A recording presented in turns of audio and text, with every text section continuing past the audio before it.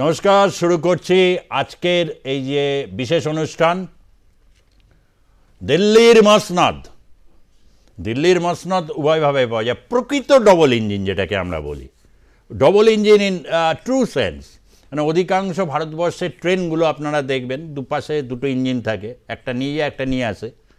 তো সেগুলো সব নয়াদিল্লিতে যায়, রাজধানী বলুন, ভারতের সব বড় বড় শহরের সাথে। কিন্তু কোথাও একটা জায়গায় বিজেপির খুব আঁতে লাগতো বরাবর, এটা দেখেছি। দিল্লিতে গেলে, দিল্লির নেতৃত্বের সাথে বা বিজেপির ওখানে গেলে কতটা বছর হয়ে গেল, একেধারে শীলা দীক্ষিতের যে একটা দিল্লিকে নতুনভাবে গড়ে তোলা চেষ্টা, এবং তার সুফল দিল্লিবাসী দিয়েওছে। দিল্লিবাসী রাজনৈতিক তারা খুব চিন্তাভাবনা করে বলে, অনেকে বলে না পশ্চিমবঙ্গ নিয়ে যে এখানে যে ক্ষমতায় আসে এখানে চেঞ্জ হয় না, দিল্লিতেও তাই, অনেক জায়গাতেই তাই, চেঞ্জ আর হয় না। গুজরাটে আরও বেশি তাই, এখন কোনো চেঞ্জ নেই। শুধু পশ্চিমবঙ্গ না, আসলে চেঞ্জ করব কেন, কখন করব, কিভাবে করব, তার একটা লজিক থাকে। সে লজিক প্যাটার্নটাকে নিয়ে অনেকে এগোয়।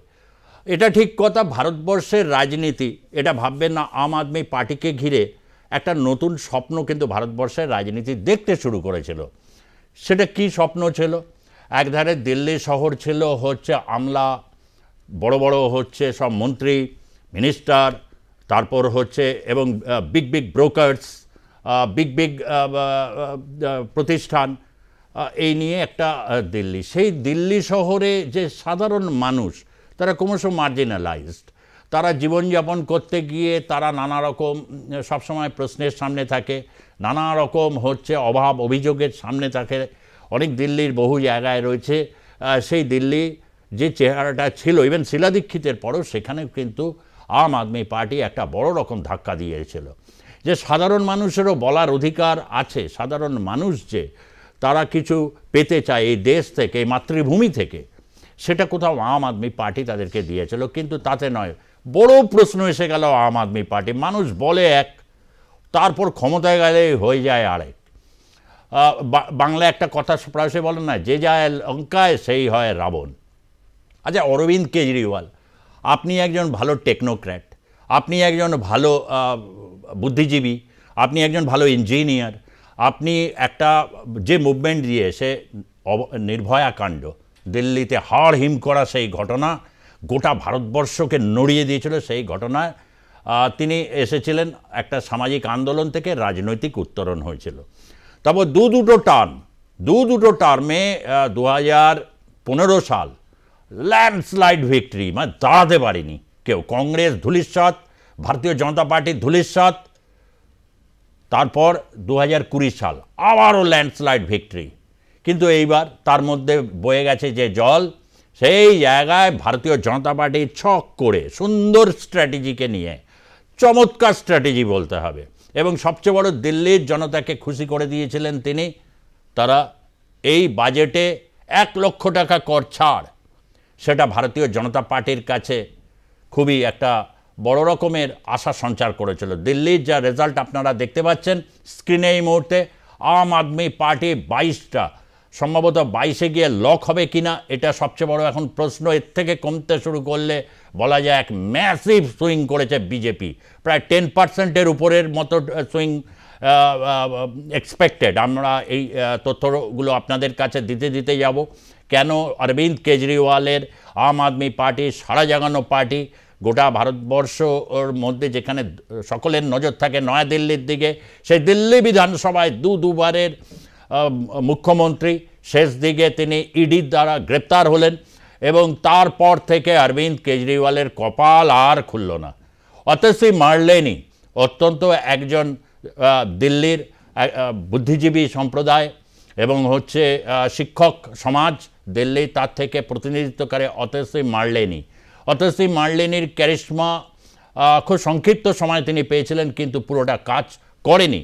তথাপি 22টা আসন দেখে আমরা নিশ্চয়টা জানার চেষ্টা করব যে দিল্লির মহিলারা যারা আম আদমি পার্টির কাছ থেকে বিনা পয়সায় বাসে ভ্রমণ, তারপর হচ্ছে প্রতি মাসে একটা নির্দিষ্ট অ্যালাউন্স এবং তার সাথে সাথে ফ্রিতে বিদ্যুৎ, সেই ব্যাপারটাকে কিন্তু কাজ কেন করলো না? মহিলারা কি ভোট দিলেন? বা সংখ্যালঘু সম্প্রদায় দিল্লির বিশেষ করে বহু সংখ্যালঘু কেন্দ্র রয়েছে, সেখানে কি অবস্থা আপনারা স্ক্রিনে দেখতে পাচ্ছেন আর+ নিউজের। এর মধ্যে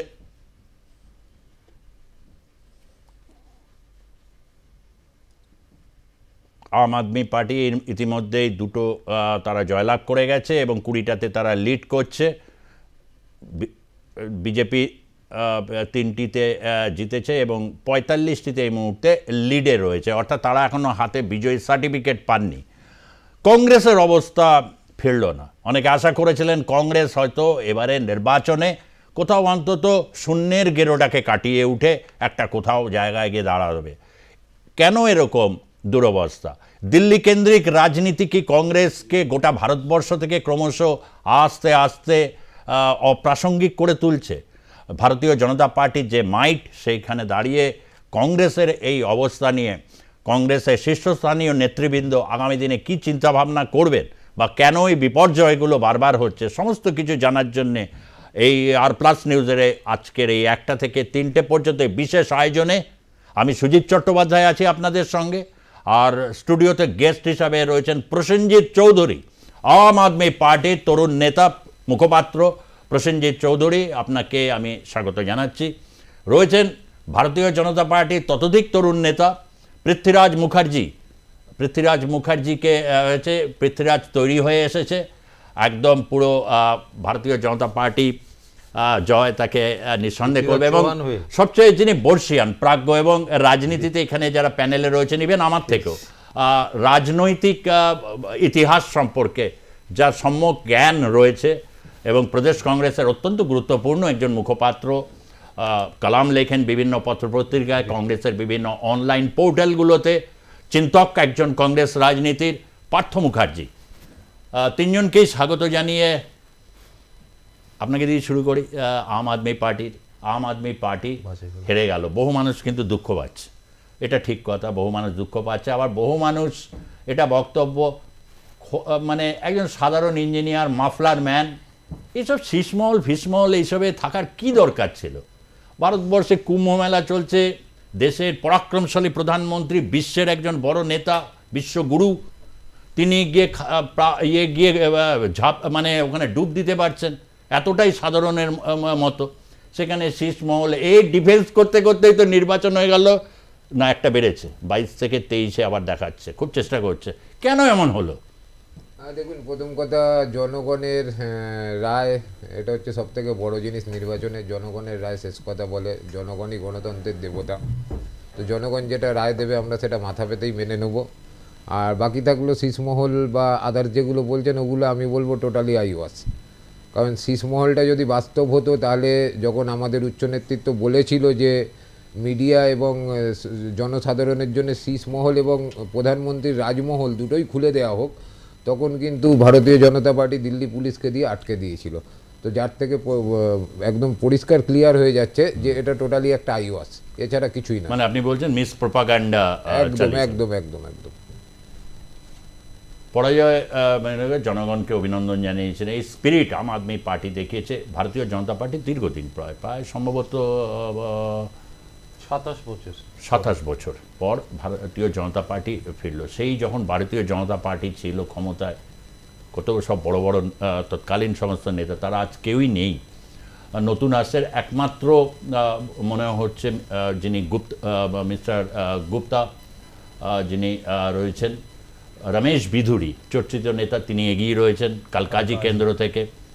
অনেকেই এরকম রয়েছে, না কালকাজি থেকে আতেশি মারলেনি জয়ী হয়েছেন, রমেশ বিধুরিকে শেষ রাউন্ডে গিয়ে করেছেন। এই তো এটাই ক্যারিশমা আর কি। মহিলারা কিন্তু আতেশি মারলেনিকে কালকাজি কেন্দ্রে ছাড়েনি, অত্যন্ত একজন ভালো মহিলা। যাই হোক, ভারতীয় জনতা পার্টির এই যে জয়, এই জয় কি বলবে? দেখুন সুজিতদা, প্রথম কথাই আমি দিল্লির মানুষকে গেরুয়া অভিনন্দন জানাবো। আজকে প্রায় দীর্ঘ 27 বছর পর 2015 সালে আপনারা দেখতে পেয়েছিলেন, সেই সময় আমরা 3টে সিট পেয়েছিলাম। পরবর্তীকালে 2019, সেই সময়ও 7-7 ছিল লোকসভায়, সেই সময় 7-7 ছিল। পরবর্তীকালে 19 সালেও 7-7 হওয়ার পরে আমরা 2020-তে 8টা আসন পেলাম এবং 2025 সাল আমরা এবারও লোকসভায় 7-7 পেয়েছি এবং একটা ল্যান্ডস্লাইড ভিক্টরি হলো প্রায়, আপনি বলতে পারেন। তো এইখান থেকে নিঃসন্দেহে, এবং এইখান থেকে আপনাকে পুরোপুরি এটা বুঝে নিতে হবে যে আজকে যে দুর্নীতির বিরুদ্ধে মূর্ত প্রতীক বা দুর্নীতির যাকে পোস্টার বয় বলা হতো দুর্নীতির বিরুদ্ধে, সেই পোস্টার বয়ের দুর্নীতিতে লিপ্ত হয়ে কিন্তু আজকে মানুষ মানে এতটাই দুর্নীতির সাথে মিশে গেছিল যে মানুষ আজকে আপের বিরুদ্ধে ভোট দিতে তৈরি হয়ে আপের বিরুদ্ধে ভোট দিল এবং বিজেপির সেখানে সরকার প্রতিষ্ঠা হলো। এটা থেকে শিক্ষা নেওয়া উচিত তো সবারই, মানে ইভেন বিজেপিরও। না বিজেপি, আপনি আমায় দেখান না দিল্লিতে একটা নেতা দেখান যার নামে দুর্নীতির বিরুদ্ধে দুর্নীতির অভিযোগ উঠেছে, আমার একটা বিজেপির নেতা দেখান, পারবেন দেখাতে? একটা বিজেপির নেতা দেখাতে পারবেন? এখানে বসে কি করে বলবো? নিশ্চয়ই পারবেন না, নিশ্চয়ই পারবেন না। তাহলে এটাও বলা যায় না যে বিজেপির নেতারা দুর্নীতি, এটাও কি বলা যায় অরবিন্দ বিজেপির নেতা দুর্নীতিগ্রস্ত হতো তাহলে বিজেপির বিরুদ্ধে মানুষ ভোট দিত। আজকে ভোট হয়েছে সুশাসনের পক্ষে, আজকে ভোট হয়েছে যে বাজেট পেশ হয়েছে এবং সেখানে মধ্যবিত্ত থেকে বিভিন্ন মানুষের যে ছাড় দেওয়া হয়েছে বাজেটে তার উপর ভিত্তি করে ভোট হয়েছে। আজকে এই যে শীষমহল, এই যে অরবিন্দ কেজরিওয়ালের 5 কোটি টাকার পর্দা, এত সম্পত্তি, এর বিরুদ্ধে ভোট দিয়েছে আমার, এবং আমরা এইখান থেকে স্লোগান তুলছি যে 25-এ মুছেছে দিল্লিতে আপ, 26-এ বিদায় নেবে বাংলার পাপ। পুরোপুরি পরিষ্কার হয়ে যাচ্ছে। এবং আজকের পরে আপনাকে এটা চিন্তা করতে হবে যে যারা এই এতদিন জাট ফ্যাক্টর তারপরে মানে আপনার ওই মাইনরিটি মুসলমানরা ভোট দেবে না এই কথাবার্তাগুলো ছড়িয়েছিল, তুষ্টিকরণের রাজনীতি যারা পশ্চিমবঙ্গেও দীর্ঘদিন ধরে করে আসছে, তাদের একটু মুজাফফরাবাদের সিটটা আমি একটু লক্ষ্য করতে বলবো। মুস্তাফাবাদের সিটটা, সেই সিটটা দেখুন এখন বিজেপি প্রায় ওখানে 33,000-এর বেশি ভোটে লিড করছে। আচ্ছা নাগলোই জাট, সেই সিটটাতেও বিজেপি লিড করছে। এবং সবথেকে উল্লেখযোগ্য হলো দেখুন আজকের আপের হারটা কেন সেটা আপনাকে বুঝতে হবে। সেটা পুরোপুরি হচ্ছে নিজেদের দাম্পত্য কলহ। সেটা কি, যখন এই আপনার অরবিন্দ কেজরিওয়াল গ্রেপ্তার হয় তখন অরবিন্দ কেজরিওয়ালের বউকে নিয়ে আপনার সোনিয়া গান্ধী রামলীলা ময়দানে একটা মিটিং করে। সেই মিটিংয়ে বলা হয় যে অরবিন্দ কেজরিওয়াল নাকি নির্দোষ। ঠিক তারপরে কংগ্রেস নেতা রাহুল গান্ধী বলছে ইয়ে ভ্রষ্টাচার নেতা। তো এই দাম্পত্য কলহ, ইন্ডি জোটের কি এজেন্ডা বা এই কংগ্রেস আপ এদের কি এজেন্ডা? আজকে ওমর আব্দুল্লাহ বলতে বাধ্য হলো যে ভাই ইন্ডি জোটের মানে ইন্ডি জোট নিয়ে আমরা দ্বন্দ্বে রয়েছি, তার কারণ একটা বৈঠকও হয়নি আমাদের লোকসভা নির্বাচনের পর। তো স্বাভাবিকভাবে তারপরে দেখুন না তাদের নেতা কংগ্রেসের নেতা অজয় মাকান ঠিক নির্বাচনের মুখে এই আপের অরবিন্দ কেজরিওয়ালের বিরুদ্ধে আঙুল তুলে দিল, লড়াই করবে মানে এটাতে তো আমাদের বিজেপির নির্বাচনী ফায়দা হয়েছে। তাহলে না বিজেপির নির্বাচনী ফায়দা দেখুন দাম্পত্য কলহ যে লেগে আছে এটা খুব পরিষ্কার। তাই মানুষ কাকে বিশ্বাস করে ভোট দেবে? মানুষ জানে মধ্য গগনে ঝলসানো সূর্য, যার দিকে সমস্ত দেশবিরোধী শক্তি তাকালে ঝলসে যায়, তার নাম হচ্ছে প্রধানমন্ত্রী নরেন্দ্র দামোদর দাস মোদী। তাই vote for Modi, go for Modi and future is Modi. 23টি আসন যারা পেয়েছে, যা ভোট দিল সবাই দেশবিরোধী শক্তিকে সমর্থন দিল। না আপনাকে এই জিনিসটা বুঝতে হবে। আজকে আপনি 23টা আসন দিয়ে যেমন জাস্টিফাই করছেন, আজকে বিজেপির প্রথমে 3 তারপর 8। কনগ্রাচুলেশন জানালাম তো। একদমই তাই। তার মানে আপনাকে নিঃসন্দেহে এটা মেনে নিতে হবে যে মানুষ কিন্তু আপকে দিল্লির মাটি থেকে প্রত্যাখ্যান করেছে। বেশ, এবং এই প্রত্যাখ্যানের ক্ষেত্রে মনীষ সিসোদিয়া বা এই সন্দীপ দীক্ষিত, শিলা দীক্ষিতের পুত্র, ইন্টেলেকচুয়াল নেতা, কিন্তু এরা পরাজিত। কিন্তু আতেশি মারলেনি। গতকালই দিল্লির মহিলাদের সম্পর্কে একটা হয়েছে যে তাদের একটা দুর্বলতা একটা বড় অংশের তৈরি হয়েছে আম আদমি পার্টির, বিশেষ করে দিল্লির মহিলারা যেভাবে সব ধরনের রেড অরেঞ্জ বিভিন্ন যে বাস সার্ভিস আছে সেখানে তারা ফ্রিতে মহিলাদের ব্যবহার করে দিয়েছে। হয়তো মুখ পুরোপুরি ফেরায়নি, তার কারণ 23টি আসন মানে বিরোধী দলে বসলো আম আদমি পার্টির যে একটা রাজনীতিটা দিল্লি শহরে থাকছে সেটাকে পুরোপুরি অস্বীকারও করা যাবে না। পরাজিত নেতা মনীষ সিসোদিয়া পরাজিত। মনীষ সিসোদিয়া উপমুখ্যমন্ত্রী ছিলেন, কিন্তু রাজনীতি আমি আম আদমি পার্টির কাছে যখন প্রশ্নতে আসবো তখন নিশ্চয়ই প্রশ্নগুলো করব। মনীষ সিসোদিয়া কি বলছেন? विधानसभा का चुनाव हम सब कार्यकर्ताओं ने मिलकर बहुत मेहनत से लड़ा। जंगपुरा के लोगों ने, जंगपुरा विधानसभा के लोगों ने भी बहुत प्यार मोहब्बत सम्मान दिया, लेकिन 600 वोट से लगभग 600 वोट से उसमें हम पीछे रह गए।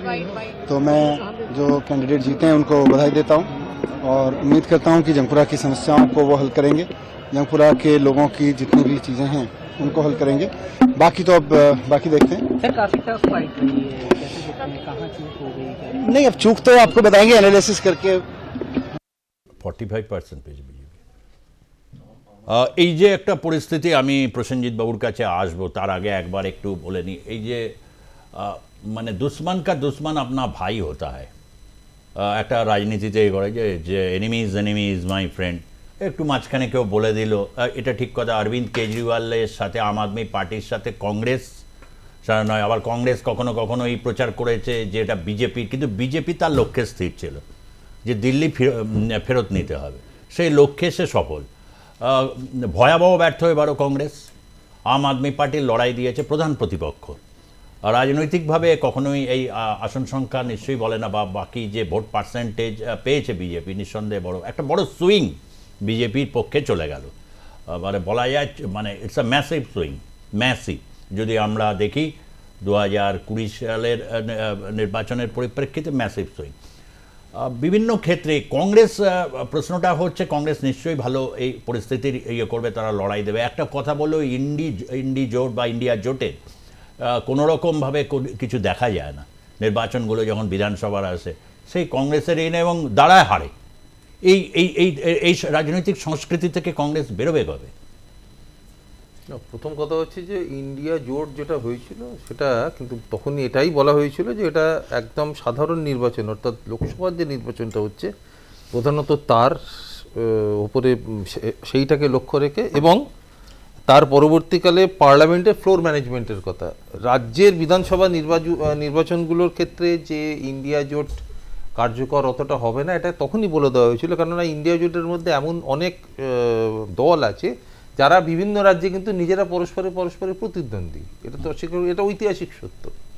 এখন তাহলে আপনি বলতে পারেন যে ওই যে কথাটা বারবার ওঠে যে দিল্লিতে দোস্তি আর অন্য জায়গায় কুস্তি বা উল্টোটা। অ্যাকচুয়ালি ঘটনা হচ্ছে যে ভারতবর্ষের সব কিছুতেই তো একটা বিভিন্নতা আছে, ইউনিটি ইন ডাইভার্সিটি। সব কিছুর মধ্যে যে বিভিন্নতা, সেই বিভিন্নতা তো অবভিয়াসলি আপনি রাজনীতিতেও পাবেন। আপনার সমাজে বিভিন্নতা থাকবে, সাহিত্যে বিভিন্নতা থাকবে, ধর্মে বিভিন্নতা থাকবে, শিক্ষায় বিভিন্নতা থাকবে, সব কিছুতে বিভিন্নতা থাকবে, কিন্তু রাজনীতির বিভিন্নতা থাকবে না, এটা তো হতে পারে না। ফলে এটা হতে পারে, এবং এটা সেই কথা চিন্তা করেই বলা হয়েছিল যে ওই আপকি বার 400 পার, ওইটাকে তখন রোগবার একটা প্রয়োজন হয়ে পড়েছিল, এবং যার জন্যে ইন্ডিয়া জোটে সার্বিক বৃহত্তর ইন্ডিয়া জোট হয়েছিল। যেটা ইন্ডিয়া জোট আপনি যদি বলেন যে সফল হয়েছিল কি না, সার্বিক সফলতা হয়নি, কিন্তু অবশ্যই প্রাথমিক একটা সফলতা পাওয়া গেছিল। কেন আপকি বার এটাও বলা যাবে না নাক কেটে যাত্রাভঙ্গ করা হয়েছে, একদম সরাসরি ফাইটেই গেছে। হ্যাঁ, মানে অন্তত বিজেপিকে অন্য দলের সঙ্গে জোট করে পরবর্তীকালে সরকারটা করতে হয়েছে, এবং বিজেপিও এট দ্য সেম টাইম খুব সিরিয়াস হয়েছে। বিভিন্ন বিধানসভাগুলো দেখুন, মানে ঝাড়খণ্ড বাদ দিলে, হেমন্ত সোরেনের ঝাড়খণ্ড বাদ দিলে, মহারাষ্ট্র, এবার দিল্লি, আস্তে আস্তে কিন্তু বিজেপি কিন্তু রাজ্যগুলোতেও করতে শুরু করে। গতকাল শামুকে পা কেটেছে। সেটা গতকাল যদি আপনি সাংবাদিক সম্মেলনটা দেখে থাকেন, 3 জন নেতার, যে সেখানে আপনি দেখতে পাবেন যে আপনি যদি মহারাষ্ট্রের কথা যেটা আপনি বললেন, যে মহারাষ্ট্রে একটা নির্বাচন থেকে আরেকটা নির্বাচন, এই যে 5 বছর, সাধারণত মহারাষ্ট্রে যেটা হয় দেখা যায় যে 32 লক্ষ ভোট বেড়েছিল 5 বছরে, এবং ওই 30, 35, 40 লক্ষ ভোট একটা নির্বাচন থেকে আরেকটা নির্বাচনে বাড়ে। কিন্তু লোকসভা থেকে বিধানসভার মধ্যে 5 মাসের মধ্যে সেখানে 39 লক্ষ ভোট বেড়েছে, এবং আশ্চর্য কথা হচ্ছে যে বিজেপির ভোটটাও কিন্তু 39 লক্ষ বেড়েছে। এখন এটা নিয়ে কালকে আপনি নিশ্চয়ই, আমি জানি না, এটা নিয়ে কালকে আমাদের সাংবাদিক সম্মেলন ছিল। তো যাই হোক, এখন আপনি বললেন না যে বিজেপি না, বিজেপি পরিশ্রম করেনি, সবচেয়ে বড় কথা হচ্ছে আর কোনো রাজনীতি নেই। না দেখুন, আমরা শূন্য পেয়েছি, এটাও তো আপনি বলতে পারবেন, আমরা শূন্য পেয়েছি, আমরা কিছু জিতিনি, ফলে আমরা এখন যাই বলতে যাব সেটাই কিন্তু প্রশ্নবিদ্ধ হবে, এটা খুব স্বাভাবিক। কিন্তু তবুও প্রশ্ন তো হবে, আপনি শূন্য পাবেন, এত বছরের পার্টি, না না প্রশ্নটাকে নিন আপনারা। না না, সেটাই তো বলছি, আমি তো সেটাই বলছি যে সেটা প্রশ্নবিদ্ধ হবে, আর আমাদের বলতেও হবে নিশ্চয়ই, এবং এই প্রশ্নগুলো আসবেই। কেন এর আগেও যে চ্যানেলে ছিলাম সেখানেও বারবার এই প্রশ্নগুলোই উঠে এসছে। দেখুন, শূন্য থাকলে তো ডিফেন্ড করতে হবে, না স্বাভাবিক, এটা খুব স্বাভাবিক। হ্যাঁ, যখন বিজেপি যখন 2 ছিল, বিজেপিকে ডিফেন্ড করতে হয়েছে। আমি তো শুরুতে আদবানির মতো, এই জন্য শুরুতেই আমি একটা কথা বলেছিলাম যে পৃথ্বীরাজ দেখেনি, পৃথ্বীরাজের তখন হয়তো সবে শৈশব আর কি, যখন বিজেপি 27 বছর আগে বা জন্মেছে কিনা তাও আমি বলতে পারবো না, মনে হয় তখন যারা সাহেব সিং বর্মার মতো নেতা, বড় বড় আরএসএসের স্টলওয়ার্ট নেতা, দিল্লি একটা অন্যরকমভাবে, কিন্তু সেই দিল্লির একটা ম্যাসিভ পরিবর্তন এখন তো আর কিছু নেই, দুজনেই হেরে গেছে শিলা দীক্ষিতের আমলে না। এইটা প্রধানত আপনি আজকে দিল্লির যে রূপটা যেটা বলেন পৃথিবীর সবচেয়ে বড়, কিন্তু দিল্লির মানুষের এই যে নাগরিক অধিকার, বড় ভোটার বা দিল্লির শিলা দীক্ষিত মহিলা, দিল্লির মহিলারা কিন্তু তখন যতটা নিজেদেরকে সেফ বা যতটা করে, তার থেকে তো আম আদমি পার্টি 10 বছরে আপনি ধরুন ল্যান্ডস্লাইড ভিক্টরি, এবং এবারে লড়াইটা রয়েছে। নির্ভয়া কাণ্ডের পরে দিল্লি ক্রাইম রেট আরো বেশি। কোথায় আছেন? কে বললো যে নির্ভয়ার পরে যে কি বলে সেখানে সরকার পরিবর্তনের পরে ক্রাইম রেট কমেছে মহিলাদের? না, আদৌ তা নয়। বিষয়টা হচ্ছে আমাদের আইন ব্যবস্থায় দুরকম আইন ব্যবস্থা থাকে, একটা হচ্ছে রিফর্মেটিভ অ্যাপ্রোচ আর একটা হচ্ছে রিট্রিবিউটিভ অ্যাপ্রোচ। তো নির্ভয়া কাণ্ডের পরে যারা অভিযুক্ত ছিল তাদেরকে নতুন করে দোকান করে দেওয়া, নতুন করে বাঁচতে কে শিখিয়েছে? অরবিন্দ কেজরিওয়াল শিখিয়েছে। তো আপনাকে তো সেই জায়গাটা বুঝতে হবে না। তুমি তো 5 জনকে তাই করেছো, তুমি একটা কমিউনিটির দিকে বা কোনো একটা নির্দিষ্ট অর্থনৈতিক ক্লাসের দিকে তুমি ইঙ্গিত করো না। না, গরিব মানুষ অরবিন্দ কেজরিওয়ালের বলেছিল তাদের ফাঁসি হয়েছে।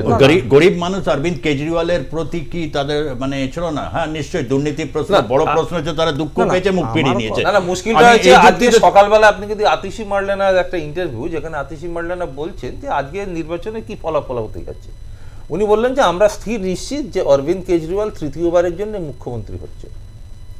প্রশ্নটা হয়ে গেল এইখানে যে কথাটা বলছেন বর্তমান মুখ্যমন্ত্রী, তিনি কিন্তু অরবিন্দ কেজরিওয়াল নন। অরবিন্দ কেজরিওয়াল যদি দাঁড়িয়ে বলতে পারতেন যে এবারের নির্বাচনে আমি জিতে প্রধানমন্ত্রী হব তৃতীয়বারের জন্য, মুখ্যমন্ত্রী হব তৃতীয়বারের জন্য, তাহলে ব্যাপারটা অন্যরকম দাঁড়াতো। আতিশি মার্লেনা বলছেন যে অরবিন্দ কেজরিওয়ালই মুখ্যমন্ত্রী হবেন তৃতীয়বারের জন্য, বলছেন কি আতিশি মার্লেনা। প্রশ্নটা তো সেইখানে যে কথাটা কিন্তু অরবিন্দ কেজরিওয়াল বলতে পারলেন না, এবং বলার সময় তার এটা মাথায় আসেনি। 10 সেকেন্ড বলার সময় তার এটা মাথায় আসেনি যে তিনি এখন যে অবস্থানে আছে তিনি কিন্তু মুখ্যমন্ত্রী হতে পারতেন না, কারণ তার বিরুদ্ধে বা তার উপরে যে ধরনের স্যাংশনস গুলো রয়েছে তাতে তার পক্ষে মুখ্যমন্ত্রী হয়ে কাজ চালানো কিন্তু প্রায় অসম্ভব। সেরকম আমি তো দেখতে পাচ্ছি বড় বড় দিল্লির পুরুষ সিংহ যারা রয়েছেন, অরবিন্দ কেজরিওয়াল নিউ দিল্লি থেকে হেরেছেন, সন্দীপ দীক্ষিত কংগ্রেসের, শিলা দীক্ষিত হেরে গেছেন, রমেশ বিদুরি মানে ডার্ক সাইডের নেতা তিনি হেরে গেছেন, বড় বড় হেরে গেছে, আতিশি মার্লেনি জিতেছে। মানে ডার্ক সাইডে ছাড়া অন্য কিছু বলা যায় কি? সে আপনি রাজনৈতিক ব্যক্তিত্ব, আপনি বলতে পারেন উনি লম্বা চওড়া চেহারা এবং হচ্ছে একটু যে ধরনের কথা উনি বলে থাকেন বা সেগুলো গোটা ভারতবর্ষ ওইভাবে অ্যাকসেপ্টেড হবে না। কিন্তু দিল্লিতে অ্যাকসেপ্টেড কেন হলো না সেটা পৃথ্বীরাজের কাছে আসার আগে একটু আমি আসবো। এটা রমেশ বিদুরি বা এদের নিয়ে একটু নিশ্চয়ই চর্চা হবে। অরবিন্দ কেজরিওয়াল নিউ দিল্লি থেকে হেরে গেলেন, মনীষ সিসোদিয়া জাঙ্গপুরা থেকে হেরে গেলেন, একেবারে ম্রিয়মান হয়ে গেছেন, সত্যেন্দ্র জৈন হেরে গেলেন। আর তো মানে এই অবস্থা, মানে এই যে দিল্লির এই যে আতিশি মার্লেনা ইঙ্গিতবহ কথা, নিশ্চয়ই আপনি বুঝতে পারছেন। এইভাবে কি একটা রাজনৈতিক দল চলে?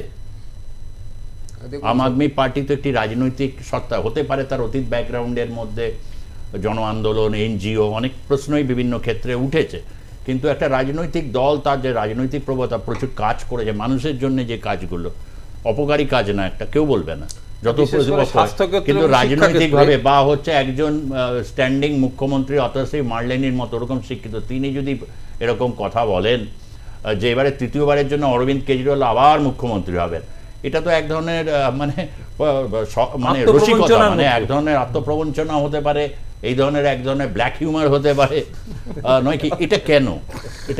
দেখুন, সবার প্রথম কথা, দিল্লির যে সকল জনগণ আমাদেরকে ভোট দিয়েছে তাদেরকেও ধন্যবাদ, যারা ভোট দেয়নি তাদেরকেও ধন্যবাদ। এবার আতিশি জি যে কথাটা বলেছেন, কারণ অরবিন্দ কেজরিওয়ালজি যখন বিভিন্ন প্রোগ্রামে বেরোচ্ছিলেন, যেভাবে মানুষের জনসমর্থন পাচ্ছিলেন বা যেভাবে মানুষ ওনাকে আপন করে নিচ্ছিল, সেখান থেকে আতিশিজির 1200 ভোটে হারিয়ে দিচ্ছে মনে হয়েছিল। দেখো, 1200 ভোটটা কোনো ফ্যাক্টর না ভাই, 1200 ভোটটা কোনো ফ্যাক্টর না। আরে দাদা, দুর্নীতির বিরুদ্ধে পোস্টার বয়, দুর্নীতি প্রমাণ করতে পেরেছে, দুর্নীতি প্রমাণ করতে পেরেছে।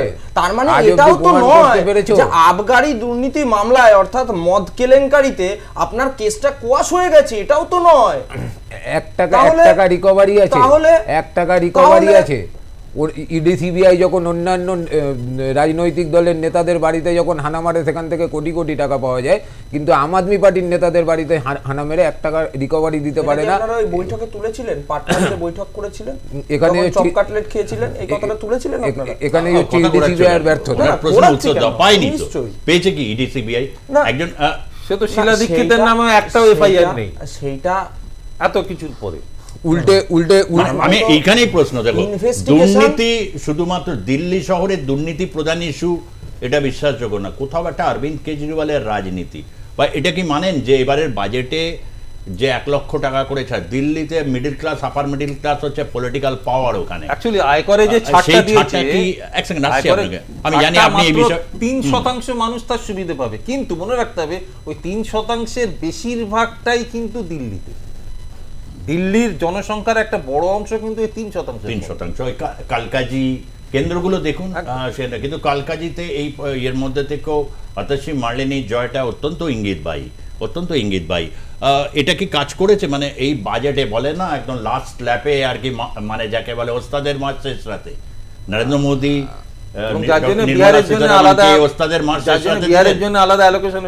দেখুন বাজেটটা যেটা হয়েছে, এই বাজেটটা মানে অ্যাকচুয়ালি কতটা গরিব মানুষের উপকারে লাগবে এটা আমার ডাউট আছে, কারণ মধ্যবিত্তের উপকারে লাগবার জন্য হয়েছে, গরিব মানুষের জন্য হয়নি তো। না গরিব মানুষের জন্য কি হয়নি আপনি আমায় বলুন না, আমি আপনাকে এই ক্যামেরার সামনে বলতে হবে কোন পয়েন্টে আপনার মনে হচ্ছে যে গরিব মানুষের জন্য এই বাজেট নয়, আপনাকে এটা ক্যামেরার সামনে বলতে হবে। অবভিয়াসলি বলবো, বলুন যেখানে 1 টাকার একটা মাচিস কিনতে গেলে ট্যাক্স দিতে হয়, জিএসটি দিতে হয়, সেখানে 12 লাখ টাকা। হ্যাঁ, আগে ছিল না ট্যাক্স? না, কোনোদিন ছিল না, আগে ট্যাক্স কোনোদিন ছিল না। তোমাদের বিজেপি সরকার তো ছিল না, আগে ইংরেজ সরকারকে ফেল করিয়ে দিয়েছে। তোমাদের বিজেপি সরকার ইংরেজ সরকারকে ফেল করিয়ে দিয়েছে। ইংরেজ সরকার যেখানে সিনেমা দেখতে গিয়ে যেগুলো আমরা খেতাম তারপরে অন্তত ট্যাক্স ছিল না। ইংরেজ সরকার তার উপরে অত্যাচারী শাসক দল ছিল। আরে দাদা, আপনার জোট সঙ্গী এসএসইউবিটির মুখপত্রে সামনা মুখপত্রে লিখেছে রাহুল গান্ধী ব্রিটিশ কলোনিয়ালিস্ট। আমরা নই দাদা, আমরা নই। আমাকে একটা যুক্তি দিয়ে তুমি বোঝাও, বলুন। অরবিন্দ কেজরিওয়ালকে বলতে পারবে না ওটা, আমাকে একটা যুক্তি দিয়ে বোঝাও যেখানে এই দেশের তাই জন্যই তো ভোট পায়নি, তাই জন্যই তো হেরে গেছে। না, সেটা আমি জানতে চাইছি। আচ্ছা, অরবিন্দ কেজরিওয়ালের হেরে যাওয়াটা তো নিশ্চয়ই ইঙ্গিত, বা এটা তো মানেন, কেন এরকমটা হলো? কিছু তো পয়েন্ট বলবেন। দেখুন, প্রথম কথা হচ্ছে দিল্লি নির্বাচনের প্রথম থেকে ভারতীয় জনতা পার্টি যেভাবে গুন্ডাগার্দি করে গেছে, যেভাবে মানুষের মধ্যে পয়সা বিলি করে গেছে, চাদর বিলি করেছে, শাড়ি বিলি করেছে, জুতো বিলি করেছে, এক্সকিউজ দিতে হবে ভাই, যেটা দিল্লিতে আমরা হেরে গেছি। দেখুন, যেটা জনসমক্ষে দেখা গেছে, ভিডিও আছে, তথ্য প্রমাণ আছে। প্রয়োগ করলে গুন্ডাগার্দি কোথায় হয়েছে দেখান, কোথায় হয়নি, কোথায় হয়েছে দেখান, ক্যামেরার সামনে ডেটা দিন, তথ্য দিন, দেখান। দিল্লির আইনের অবস্থা কি আছে তুমি বলো। আপনি আমায় বলুন, এই যে গুন্ডাগার্দি থেকে আইন, এই যে ক্যাঙ্গারু লাভ, এটা না দিয়ে আপনি তথ্য দিয়ে ডেটা দিয়ে বলুন যে এখানে গুন্ডাগার্দি হয়েছে, মেনে নেব বলুন। আজকে এই জন্যই এই অবস্থা হয়েছে, এই জন্যই আপনাদের এই অবস্থা হয়েছে। কোনটা মানে গুন্ডাগার্দি নেই, এটাকে অপপ্রচার হিসেবে চালাতে গিয়ে অপপ্রচারের জন্যই তো এই অবস্থা। ধরাশায়ী, এই ধরাশায়ী, এটা বোঝার চেষ্টা করুন। অপপ্রচার কারা করে? অপপ্রচারের সবথেকে বড় মাস্টার হচ্ছে বিজেপি নেতৃত্ব। ধরাশায়ী, অপপ্রচারের সবথেকে বড় মাস্টার হচ্ছে বিজেপি নেতৃত্ব। অপপ্রচার তারাই করে। কোনটা অপপ্রচার হয়েছে আপনি? হ্যাঁ, কোনটা অপপ্রচার হয়নি আমাকে বলুন। দিল্লিতেও যেটা শুরুতে বললো, দিল্লির সংখ্যালঘু বেশ কেন্দ্রে ভারতীয় জনতা পার্টি জয়লাভ করেছে। কোথাও সংখ্যালঘু সম্প্রদায়ের মধ্যে বা দেশের, আপনারা বলছেন ঠিক কথা, একেবারে ভোট পায়নি তা তো না, প্রায় 38% কাছাকাছি ভোট আছে আম আদমি পার্টির। গরিব মানুষের ভোট যে অনেক ক্ষেত্রেই পেয়েছে, কিন্তু কিছু কিছু জায়গায় কি ভারতীয় জনতা পার্টি ডেন্ট করেছে না, এটা ভয়ের কারণে, মানে ভয় ক্রমাগত, এটাকে আপনি বলতে চাইছেন? দেখুন, আমরা পরশুদিন দেখেছি যে প্রত্যেক বাড়ি বাড়ি গিয়ে 3000 টাকা করে বিলি করা হয়েছে, সঙ্গে আঙুলে যে ভোট দেওয়ার সময় যে কালিটা লাগানো হয় সেই কালিটা লাগিয়ে দিয়ে বলা হয়েছে নির্বাচন কমিশনের লোক আসবে। এসে আপনাদের কাছ থেকে ভোট নিয়ে যাবে। তো আমার আঙুলে যদি আগে থেকে ইনপুট যদি দাদার কাছে থাকে, ইলেকশন কমিশনের কাছে ইয়ে করেনি কেন? ইলেকশন নালিশ করেনি কেন? ইলেকশন কমিশন তো চোখ বন্ধ কেন করে করেনি? আছে। ইলেকশন কমিশন আরে চোখ বাবা বন্ধ কেন করে আছে। করেননি? আমার ইলেকশন তথ্য কমিশন দিয়ে চোখ বন্ধ দেখান। করে আছে। আরে তা বলে তো আপনারা তো অভিযোগ দায়ের করবেন, কোথায় সেই অভিযোগ পত্র দাদা? অভিযোগ নিতে চেয়েছে কোথায় অভিযোগ পত্র? অরবিন্দ কেজরিওয়াল জি যখন আজকে হেরে গেছেন বলে জাস্টিফাই করতে হবে। অরবিন্দ কেজরিওয়াল এই যে বিজেপির নির্বাচনী প্রতিশ্রুতিগুলো দেখছেন, 1700 বেআইনি কলোনিকে আইনি স্বীকৃতি বিজেপি দেবে, এগুলো কাজগুলো মনে হয় অরবিন্দ কেজরিওয়াল দেখুন তো 15 লাখ টাকা বছরে 2 কোটি চাকরি অনেক কিছু বিজেপি দিয়েছে। ওই ন্যারেটিভ চালাতে গিয়ে দেখেছেন তো আপনাদের আজকে কি অবস্থা হয়েছে। দয়া করে এবার বন্ধ করুন, পরের বার আপনারা মানে বিরোধী দল হওয়ার মতো জায়গাতে। আচ্ছা, যে ভালো কাজগুলো করেছিল, মহিলাদের বাসে ফ্রি ভ্রমণ, এগুলো কি বিজেপি তুলে দেবে? এটা কোথাও বিজেপি কোথাও বলেছে সুজিত দা আপনাকে বিজেপি তুলে দেবে? না, আমি জিজ্ঞেস করছি। কোথাও বিজেপি প্রকাশ করেছে? কোথাও আপনি দেখতে পেয়েছেন বিজেপি প্রকাশ করেছে এরকম কোনো ম্যানিফেস্টো তৈরি করেছে আমরা তুলে দেবো? আরে বিজেপি আছে বলেই আজকে সাধারণ মানুষের জন্য যে বাজেট তৈরি হয়েছে সেখান থেকে সুরাহা মিলেছে। বিজেপি আছে বলেই আজকে প্রবীণ নাগরিকরা প্রায় 1 লক্ষ টাকা অবধি টিডিএস এ ছাড় পেয়েছে। বিজেপি আছে বলেই বাচ্চাদের দুধে ট্যাক্স বসে, জিএসটি বসে। বিজেপি আছে বলে 1 টাকার একটা দেশলাই কিনতে গেলে ট্যাক্স জিএসটি দিতে হয়। মানে উনি যেটা বলতে চাইছেন, তুমি যদি একটু ভালো করে দেখো, বিজেপি মধ্যবিত্ত উচ্চবিত্ত সব ধরনের মানুষের ভোট পেয়েছে, এটা সত্য, রেজাল্ট সেই দিকে ইঙ্গিত দিচ্ছে। কিন্তু গরিব মানুষের পাশে এই যে বাজেট, সেটাই বলতে চাইছে। মানে আম আদমি পার্টি যাদের ভোটটা পেয়েছে তাদের তোমরা গরিবের ইয়েটা হবে না। আমায় আপনি বলুন তো, এই যে গিগ ওয়ার্কার যারা, তাদের জন্য আম আদমি পার্টি কোনোদিন ভেবেছিল? আজকে বিজেপি ভেবেছে। ম্যাক্সিমাম বাসে ফ্রি করে দেওয়াটা তার গিগ ওয়ার্কারই তো বেশি। গিগ ওয়ার্কারদের সম্বন্ধে আমরা 2 বছর আগে কাজ করি। আজকে আমরা কর্ণাটকে এই যে কিষানদের জন্য, এই যে ফার্মারদের জন্য, এই যে ধনধান্য যোজনা ভেবেছিল আপ, আর কংগ্রেসের গায়ে লাগছে কেন? আমি তো আপকে বলছি, কংগ্রেসের গায়ে লাগছে কৃষকদের জন্য এত ভালো ভেবেছিল কিনা সেটা বললাম, সেজন্য বলছি। কতজন কৃষক মারা গেল? আচ্ছা বলুন, কতজন কৃষক মারা গেল? কিছুদিন আগেও একজন সুসাইড করলো। কোথায় বলুন না, কোথায়? সিঙ্গু বর্ডারে বাংলায় হয়েছে। বাংলায় আলু চাষী সুইসাইড করেছে, আলু দাম পাচ্ছে না বলে। ঠিক আছে, বাংলায় তুমি আজকে ওখানে তৃণমূল কংগ্রেসের কেউ নেই, তৃণমূল কংগ্রেসের নেই তো কি আছে? ভাই আছে, আপ আছে। তোমরা কম চেষ্টা করো। লড়েছিল তো তৃণমূলের সাথে 2021 সালের 3য় দফা, ওটাও তো 3য় দফা, যে 3য় দফাতেও তো পাস করে গেছে ওরা। তো যাই হোক, সেটা 26-এর সময় ওটা হবে, নিশ্চয়ই হবে। আমি তো বললাম, পশ্চিমবঙ্গের যা পরিস্থিতি, 25-এ বিদায় নিল আপ, 26-এ যাবে বাংলার পাপ। তাহলে আমরা এবার কোথায় যুদ্ধ করতে যাব, ইউক্রেন না গাজাতে?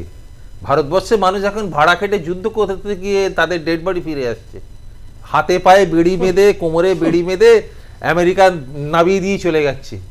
আমাদের প্রধানমন্ত্রী, আমাদের দেশের ক্ষমতা হলো না বলা যে তুমি প্লেন, কলম্বিয়ার প্রেসিডেন্টের বলার ক্ষমতা হয়েছে যে তুমি পাঠাবে না, আমি প্লেন পাঠাচ্ছি, আমি নিয়ে আসছি। কোনোদিন হয়েছে এটা ভারতবর্ষে? ভারতবর্ষের মানুষ ভাড়া খাটতে যাচ্ছে যুদ্ধ করতে ইউক্রেনে, ভাড়া খাটতে যাচ্ছে যুদ্ধ করতে ইসরায়েলের গাজাতে। তারা ফিরে এসে তো বিজেপি করবে, সেটা অন্য কথা। কেন বলুন? কিন্তু ভারতবর্ষে এই স্বাভাবিক লজিকে এখন বয়ে যাচ্ছে ওরা বিজেপি করবে। তার কারণ হচ্ছে এই যে টাকা পয়সা খরচা করে আমেরিকায় গেছে, আবার ওইভাবে আসতে হচ্ছে, এই টাকা এখানে বিজেপি তো সেসব ব্যবস্থা করছে। ওরা বলছে তো মানে প্রচুর এরকম গিগ ওয়ার্কারদের জন্য কেউ কখনো ভাবেনি। বিজেপি করলে যত রকম 2 নম্বরই করে ইনকাম করবেন, সবকিছুতে ছাড় আছে, তো স্বাভাবিক করবে। আর ছাড় আছে না বিজেপি করলে? না সুজিত, 1 মিনিট, কোথায় ছাড় আছে আমায় বলুন। আপনি আমায় দিন না, আপনি তো মুখে কথা বলে যাচ্ছেন, মুখে যেহেতু ট্যাক্স বসায়নি তাই জন্য মুখ তো ট্যাক্সলেস, তাই জন্য মুখে বলা যায়, কিন্তু ডেটাটা দিন আমায়। আরে বাবা ডেটাটা দিন। ডেটাটা হচ্ছে 10% বেরিয়ে গেছে আনএমপ্লয়মেন্ট রেট। আরে বাবা, তার মধ্যে গ্রামে আরো বেশি। ইউপি আমলে 2,90,00,000 কর্মসংস্থান ছিল, আজকের কর্মসংস্থানের হিসাবটা দেখুন, প্রায় 17 কোটি কর্মসংস্থান। আমাদের সময় 4% ছিল, প্রায় 17 কোটি আনএমপ্লয়মেন্ট রেট 4% ছিল, আজ 10%। কি বলছো? আরে তাদের থেকে আমরা শিখব। গত 50 বছরের মধ্যে সবচেয়ে বেশি বেকারত্ব। আজকে ভারতবর্ষের যে অসাম্য, সেটা ইংরেজ আমলের সঙ্গে তুলনা করা হচ্ছে, আমরা করছি না। রাহুল গান্ধী ইংরেজকে হার মানাবে এই বিজেপি সরকার, ইংরেজকেও হার মানাবে। লোকসভায় দেখছে সভাপতি মল্লিকার্জুন খার্গে কখনো কখনো মাথা গরম করে ফেলছেন। রাহুল গান্ধী তিনি সভাপতি নেই, কিন্তু এই যে মানে তাতে এখন সরাসরি বিদ্রোহ করা যাবে না, অথচ বিভিন্ন স্ট্র্যাটেজি মেকিংয়ে রয়েছে। অনেকেই এরকম কংগ্রেসের নেতারা জোর গলায় বলেছে একটা বড় আফসার হতে পারবে, কিন্তু এক অবস্থা, তিনটে দফা, এত কাজ করলে মানুষ দ্রুত কেন তাহলে বিস্ফোরণ ঘটে গেল? না মধ্যবিত্ত, না সংখ্যালঘু, না উচ্চবিত্ত, না গরিব মানুষ কোনো জায়গায় ডেন্ট করতে পারছে না কংগ্রেস, অথচ তারা সেটা স্বীকারও করছে না। ডেন্ট করতে পারছি না, আমি ধরুন আমি স্বীকার করলাম না, ইতিহাস কি বলবে? আমার স্বীকার করা না করার উপর কি এটা দাঁড়িয়ে আছে? আমি যদি বলি যে না আমি স্বীকার করছি না, আপনিই তো আমার কথায় হাসবেন। আমার মনে হয় না কংগ্রেসের কোনো লিডার বলেছে যে না আমরা জিতে গেছি, শূন্য পেয়ে আমরা জিতে গেছি। নিশ্চয়ই কথা কেউ বলেন। এই কথাটা আপনি সিরিয়াসলি আমি সিরিয়াসলি বলছি, কিন্তু কথাটা হচ্ছে যে হ্যাঁ আমাদের তো খারাপ।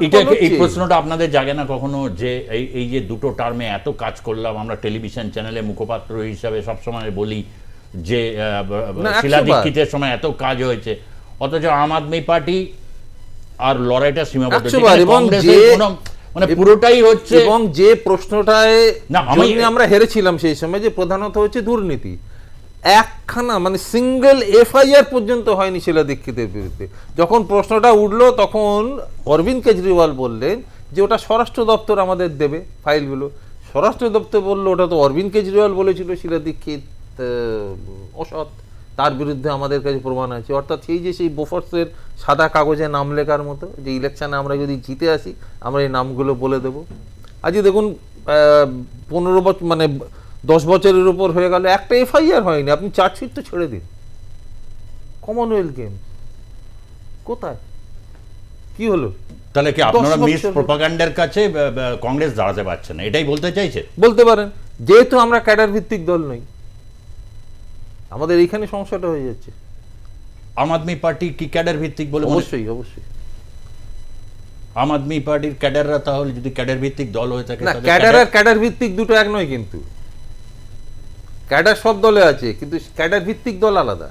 মানে আম আদমি পার্টি, আমি আমার পকেট থেকে পয়সা দিয়ে দলের হয়ে দেয়াল লিখছি, আমি দলের ক্যাডার, কিন্তু আমি দলের থেকে পয়সা পেয়ে দলের হয়ে কাজটা করছি, আমি ক্যাডার বেস্ট। তখন সেই ক্যাডারটা অন্য, আমি দলের কর্মী আর ক্যাডারের মধ্যে তফাৎ আছে। মানে যারা আপনাদের ক্যাডার নেই, মানে যারা রয়েছে তারা ইমিডিয়েট কোনো সাফল্য নেই, কংগ্রেস থেকে সবাই চলে গেছে, পোস্টার লাগানোর লোক নেই, সাফল্য নেই, তো এটা তো অস্বীকার করে লাভ নেই। অথচ স্বীকারও নেই যে আঞ্চলিক দল আম আদমি পার্টি কেন গোয়াতে দাঁড়াবে, আমাদের ওই জায়গাটা সাজানো বাগান। আরে ওটা তো রক্ষা করতেও হবে। যদি আপনি বিরোধী রাজনৈতিক শক্তি হিসাবে ইন্ডিয়া অ্যালায়েন্সকে যদি এনটিটি পেতে চান, কিন্তু কংগ্রেসে তো কখনোই সেটা দেখি না। কংগ্রেস সবসময় একে ওকে দোষ দিচ্ছে, আম আদমি পার্টি করছে, তৃণমূল বিজেপির সাথে সেটিং করছে, কংগ্রেস কি করছে এটা দেশবাসী জানতে চাইবে না। এখন আপনি কি এটাকে প্রশ্ন করে করছেন? আগ্রহ কংগ্রেস সম্পর্কে জিরো পাচ্ছে বারবার। এতটা বাজে ছাত্র হয়ে গেল কংগ্রেস ভারতীয় রাজনীতি, তাই তো অন্তত রেজাল্ট তো তাই বলছে। আপনার কোনো দুঃখ বা অনুশোচনা হচ্ছে? অনেক সিনিয়র, অনেক বড় বড় নেতাদের সাথে অবশ্যই হয়। আর আমি তো কংগ্রেসের সেই হেড এস দেখেছি, অবশ্যই হয়, কে বললো হয় না? এমনকি আমাদের এই সময় কংগ্রেস করা আমার মনে হয় খুব কম লোক আছে যারা পশ্চিমবাংলায় কংগ্রেসকে ক্ষমতায় দেখেছে। আমরা তো সেটাও দেখেছি, আমি অন্তত দেখেছি। দোল এবং দীপাবলিতে একটি করে গ্যাস সিলিন্ডার ফ্রিতে উপহার, কি ছাড়ে এই যুগে। পশ্চিমবঙ্গে 26-এ এসে বলবে যে বাংলায় কিছু হয় না, সব ডোল দিদি একা দেয় 1000 টাকা, বাংলার মহিলারা 1000 টাকা পেলে ওটা ডোল, ওখানে পেলে ওটা হচ্ছে ইনসেন্টিভ দিল্লি বা ইয়েতে। This is Congress and BJP রাজনীতি। 2026-এ এখানে এসে ফাইট করবে। সুজিতদা, দিল্লিতে তো আর মহিলাদের 1000 টাকার বিনিময়ে ভোগ্যপণ্য হিসেবে ইউজ করা হয় না, এটা তো আপনাকে একটু বুঝতে হবে। দিল্লির মহিলারা 8টার পর রাস্তায় বেরোয় না, তাহলে মানে আগামী দিনে বেরোতে পারবে কিনা আমি জিজ্ঞেস করছি। আগামী দিনে বেরোতে সন্দেহ আছে, সন্দেহ আছে না? সন্দেহ আছে, সে তাদের সন্দেহ থাকতে পারে, কারণ এখন তো 27 বছর আগে দিল্লিতে সন্দেহ বাসে কি লেখা থাকতো পার্থবাবু জানে, এখন একটু ওখানে লেখা থাকতো মহিলাদেরকে উত্তপ্ত করিবেন না, হিন্দিতে লেখা থাকতো, এখন আর নেই। নরেন্দ্র মোদী জি বাজেটে মানে একটা জায়গায় নরেন্দ্র মোদীর সাথে আমি একটু রাগ হয়েছে, আমার একটু ক্ষুব্ধ আমি নরেন্দ্র মোদীর ওপর, কারণ ওই ঘুমের ওষুধে ট্যাক্সটা ছাড় দেয়নি। তাদের একটু ঘুমের ওষুধটা খেয়ে এখন তো ঘুমোতে হবে, কি করবে রাত্রেবেলা, তাই আপের এরকম মনে হয়। মানে বলছে যে তোমরা বিজেপি 10 বছরের রাতের ঘুম হারাম করে দিয়েছিলে। না না না না না, ব্যাপারটা হচ্ছে তারা তো ঘুমোতে পারবে না রাত্রেবেলা, এখন তো ঘুম হবে না, তাই জন্যই ভুলভাল বকবে। আপনাকে বুঝতে হবে তো, তাই জন্যই আজকে দিল্লিতে এই পরিস্থিতি তৈরি হয়েছে আপের। আবার আপের থেকে নরেন্দ্র মোদী কি শুনবে? নরেন্দ্র মোদী মানে আপের থেকে কি বক্তব্য শুনবে? কিন্তু আবারও বলছে 22টি আসন যে আম আদমি পার্টি পেয়েছে, যদি রাত্রিরে তাদের ঘুম না হয় সেটা ভালো, কারণ হচ্ছে কংগ্রেস তো ঘুমিয়ে পড়েছে। ফলে দিল্লিকে দিল্লির মানুষকে পাহারা দেবে কে? হ্যাঁ, দিল্লির মানুষকে বিজেপির হাত থেকে বাঁচাবে কে? একমাত্র আম আদমি পার্টি বাঁচাবে, অরবিন্দ কেজরিওয়াল বাঁচাবে। তাই জন্যই তো এটা কি আপনারা জোরসে যখন করেন কংগ্রেস, দেখুন আবার এটাও সত্য তো, কংগ্রেসকে সাথে নিয়ে না এগোলে মানে কোথাও একটা জায়গায় বোঝাপড়া তৈরি না হলে মানুষের আস্থা আসবে না। এটা এই দিল্লি নির্বাচন এটা কিন্তু পরিষ্কার বার্তা দিয়ে দিয়েছে। কংগ্রেস বিজেপির বি টিম, আমি বলছি কংগ্রেস বিজেপির দায়িত্ব নিয়ে বলছি, কংগ্রেস বিজেপির বি টিম যেই কারণে দাঁড়িয়ে একটা জিনিস মাথায় রাখবেন, যে কংগ্রেস নিজেদেরকে বাঁচাতে পশ্চিমবাংলায় সিপিএম এর হাত ধরে, অন্য রাজ্যে বিজেপির হাত ধরে, কোথাও গিয়ে ফের সিপিএম এর হাত ধরে, কোথাও দোস্তি কোথাও দুশ্মনী, এটা হচ্ছে কংগ্রেস এইভাবে বেঁচে আছে। বিজেপির সঙ্গে কোন রাজ্যে? হ্যাঁ, বিজেপির সঙ্গে কোন রাজ্যে? কোন রাজ্যে নেই? কোন রাজ্যে? আপনারা কেরালায় একটু কংগ্রেস বিজেপির সাথে ইয়ে করে যায়, মানে সিপিএম এর সাথে দাঁড়াতে পারে না কংগ্রেস, মানে কেরালায় বলে আপনারা শুনলাম বলেন। যাই হোক, একটা দীর্ঘক্ষণ আমরা আলোচনা বোঝার চেষ্টা করলাম। অনেকেই হয়তো বলতে পারেন যে এক্সিট পোল ঠিকমতো রিফ্লেক্ট করে না, কিন্তু এক্সিট পোলগুলো প্রায় সবাই তাই দেখিয়েছিলেন। কোথাও একটা জায়গায় এই প্রশ্নে আমরা অবশ্যই এটা চর্চা করব। অরবিন্দ কেজরিওয়ালকে যখন ইডি গ্রেপ্তার করছে তখন নির্বাচন 2024-এর এটা এই যে আঘাত, সেখানকার নেতৃত্ব, আম আদমি পার্টির নেতৃত্ব পুরোপুরি হয়নি এবং একটা প্রবল অ্যান্টি ইনকামবেন্সি তৈরি হয়েছিল।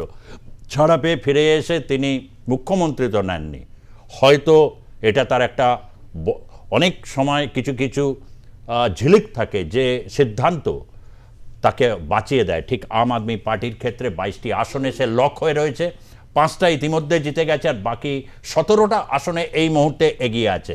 এই সিদ্ধান্ত অনেকটা কিন্তু বলা যেতে পারে কিছু মুখটা রক্ষা করেছে। অন্যদিকে ভারতীয় জনতা পার্টি 48টি আসনে তার করে সত্যিকারের ডবল ইঞ্জিন সরকার দিল্লিতে প্রতিষ্ঠিত হতে চলেছে। আনন্দে উদ্ভাসিত, জায়গায় জায়গায় খবর আসছে প্রদেশ কংগ্রেস অফিস, প্রদেশ ভারতীয় জনতা পার্টির অফিস পশ্চিমবঙ্গে, সেখানেও আনন্দের কোথাও একটা আশা সঞ্চার করেছে। বারবার পৃথ্বীরাজ বলছে 2026 পশ্চিমবঙ্গে তারা একটা কিছু করবে। মাঝে অবশ্য বিহার আছে, বিহারের নির্বাচন আছে। এটা একটা কিন্তু অত্যন্ত ইঙ্গিতবাহী। 2024-এ যে ধাক্কা বিজেপি খেয়েছিল নির্বাচনে, লোকসভা নির্বাচনে, কোথাও দেখা যাচ্ছে বিধানসভায় এসে কিন্তু ধীরে ধীরে একটা তারা অন্যরকম রাজনীতির জন্ম দিচ্ছে, যেটা একদম সরাসরি যেটি দিল্লিতে প্রতিষ্ঠিত হতে চলেছে ডবল ইঞ্জিন সরকার। ফিরছে বিরতির পর, সঙ্গে থাকুন।